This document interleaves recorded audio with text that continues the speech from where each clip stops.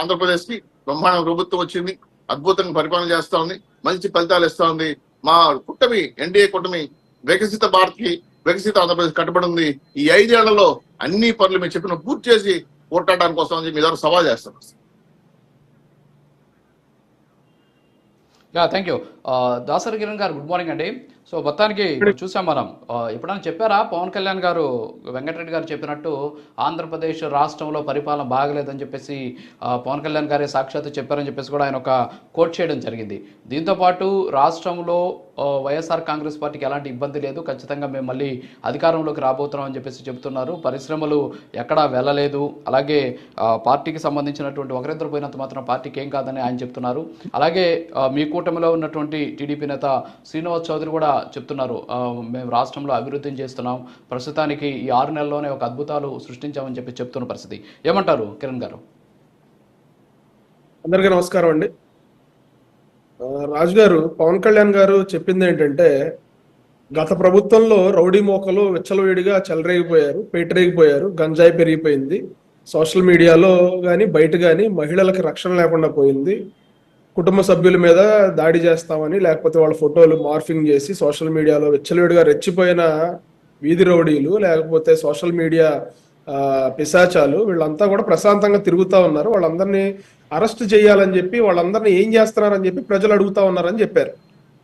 So ఇక్కడ మనం గుర్తుంచుకోవాల్సింది ఏంటంటే, రాష్ట్రంలో ప్రతిపక్షం అనేది లేదు కాబట్టి మేమే within the party Chandrababu Naidu గారు ఏదైనా తప్పులు జరిగితే చెప్తా ఉన్నారు, పవన్ కళ్యాణ్ గారు పార్టీలో కానీ ప్రభుత్వంలో ఏదైనా తప్పులు జరిగితే వాళ్లే చెప్తా ఉన్నారు బయటికి. ఇప్పుడు జగన్మోహన్ రెడ్డి గారు ఎట్లాగా పాత్ర పోషించలేక చతికిల పడ్డారు కాబట్టి ఏదన్నా తప్పులు జరుగుతూ ఉంటే మా నాయకులే, మా పార్టీ వాళ్లే, మా కూటమి నాయకులే చెప్తా ఉన్నారు. అంతా బాగుందని మేము చెప్పట్లేదు కదా. జగన్మోహన్ రెడ్డి గారి లాగా ఏమీ బాగోపోయినా అంతా బాగుంది, బ్రహ్మాండంగా ఉంది, ప్రజలు ఆనందంగా సుఖ సంతోషాలతో విరసిల్లుతున్నారు అని చెప్పి జగన్మోహన్ రెడ్డి గారు 19 నుంచి 24 దాకా చెప్పుకున్నాడు కదా. ఆయన డప్పు ఆయనే కొట్టుకున్నాడు కదా. ఆయనకి సంబంధించి కొంతమంది పెయిడ్ అనలిస్టులు చెప్పుకున్నారు కదా. మేము అట్లా కాదు సార్, ఖచ్చితంగా తప్పులుంటే చెప్పండి, సరిదిద్దుకుంటామనే చెప్తా ఉన్నాం. ఈ రోజున ఏదో పేపర్లు దుమ్మెత్తి పోస్తా ఉన్నాయని చెప్పి చెప్తా ఉన్నాడు వైసీపీ ప్రతినిధి. ఇక్కడ వ్యతిరేకత రావటానికి లేదా తప్పులు జరుగుతున్నాయి సరిదిద్దుకోండి అని చెప్పడానికి చాలా తేడా ఉంది రాజు గారు. ఎందుకంటే అంతా బాగుందని చెప్పి మమ్మల్ని మేము మోసం చేసుకోవాల్సిన పరిస్థితి కాదు. ఈ రోజున 2024లో కూటమి ప్రభుత్వం అధికారంలోకి వచ్చిన తర్వాత వారసత్వంగా చాలా సమస్యలు ఉన్నాయి,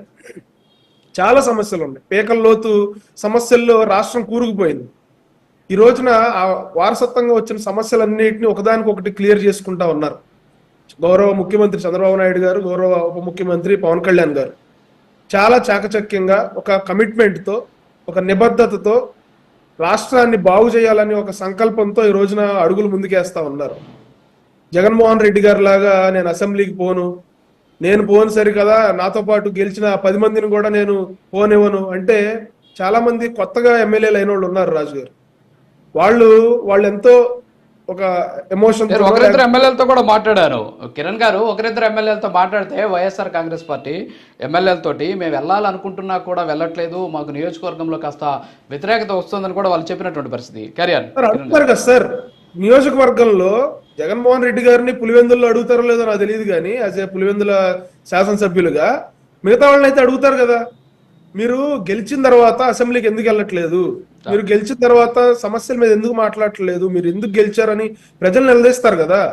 ఫస్ట్ టైం గెలిచిన వాళ్ళు ఎన్నో ఆశలతో గెలుస్తారు, అసెంబ్లీలో మాట్లాడాలి, మా గళం వినిపించాలి, మేము మళ్ళీ గెలవాలి, ప్రజలకు సేవ చేయాలని అంతా కొంతమందికి ఉంటుంది అందులో. సో వాళ్ళందరినీ కూడా ఒక నియంతలాగా మీరు వెళ్ళొద్దు అని చెప్పి ఈయన కట్టేసి బయట ఈయన నేను పార్టీ ఆఫీస్లో కూర్చునో లేకపోతే తాడేపల్లి ప్యాలెస్ లో కూర్చుని నేను ప్రెస్ మీట్లు పెడతానంటే కుదరదు కదా. జనసేన పార్టీ 2019లో ఒక్క ఎమ్మెల్యే గెలిచినప్పుడు కూడా మేము పంపించాం. పవన్ కళ్యాణ్ గారు రాపాక వరప్రసాద్ గారిని పంపించారు, మీరు వెళ్ళండి, మీరు ఒక్కళ్ళు ఉన్నా సరే భయపడొద్దు, వెళ్ళి అక్కడ ప్రభుత్వం మంచి చేస్తే మంచి చేసిందని చెప్పండి, తప్పు చేస్తే తప్పు చేసిందని చెప్పండి అని చెప్పి ఆయన ఎంకరేజ్ చేసి జనసేన పార్టీ ఎమ్మెల్యేగా ఉన్న రాపాక వరప్రసాద్ గారు అసెంబ్లీకి వెళ్ళి చాలాసార్లు మాట్లాడాడు. ఆయన జగన్మోహన్ రెడ్డి గారిని ఒకనొక సందర్భంలో ఆయన పొగట్టడం కూడా జరిగింది, కానీ దానికేం మేము నొచ్చుకోలేదే. ఇక్కడ వైఎస్ఆర్సీపీ ఇదైపోతుందని మేము ప్రచారం చేస్తా ఉన్నామని అంటా ఉన్నారు. మేమేం ప్రచారం చేయట్లా. కూటమేమి వైఎస్ఆర్సీపీ నాశనం అయిపోవాలని కోరుకోవట్లా.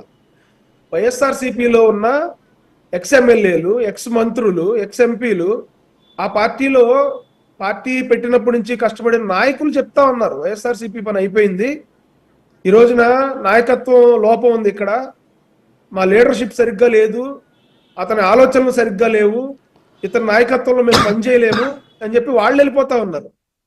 వాళ్ళు వెళ్ళిపోతుంటే వీళ్ళు ఆనందపడవచ్చు, లేకపోతే వీళ్ళు కవర్ చేసుకోవచ్చు. కవర్ డ్రైవ్లు ఎన్నైనా చేయొచ్చు. ఎవరు వెళ్ళిపోయినా మాకేం అవ్వదు, ఎవరున్నా లేకపోయినా మాకేం ఫరక్ పడదు, జగన్మోహన్ రెడ్డి గారు అక్కడ ఉంటే చాలు అని.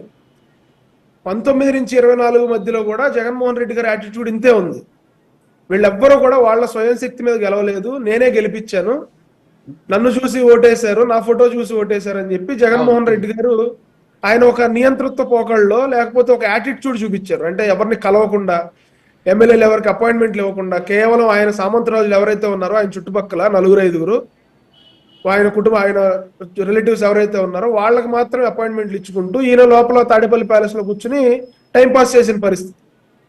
దాన్ని రియలైజ్ అవ్వకుండా ప్రజలు ఏమనుకుంటా ఉన్నారు, లేకపోతే పార్టీ క్యాడర్ ఏమనుకుంటా ఉందని చెప్పి రియలైజ్ అవ్వకుండా ఆయన లోపల కూర్చోవటం వల్ల 151 నుంచి 11 వచ్చినాయి.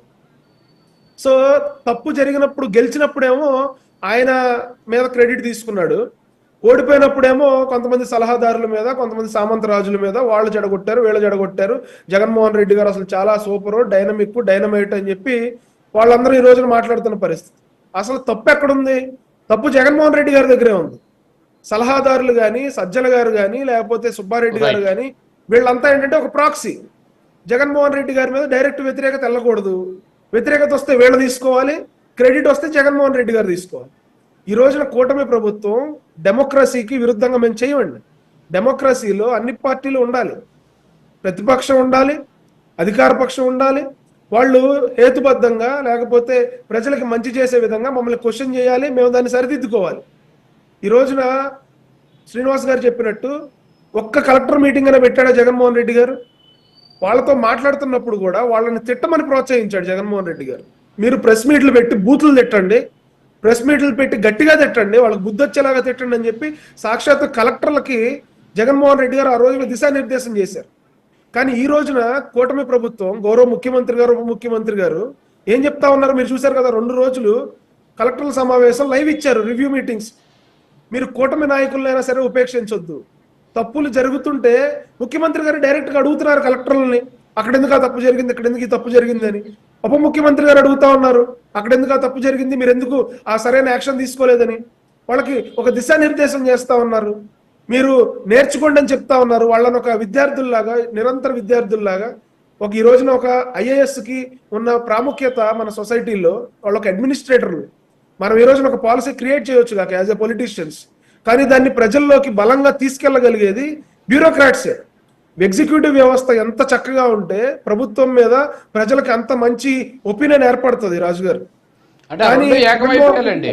ఇప్పుడు శాసన వ్యవస్థ ఒకటి, తర్వాత ఎగ్జిక్యూషన్ చేసే బ్యూరోక్రాట్స్ అంతా ఏకమైపోయారు. దాన్ని వేరు చేసేటువంటి ప్రయత్నం చేయడమే ప్రస్తుతానికి వాళ్ళు చేస్తున్నారు.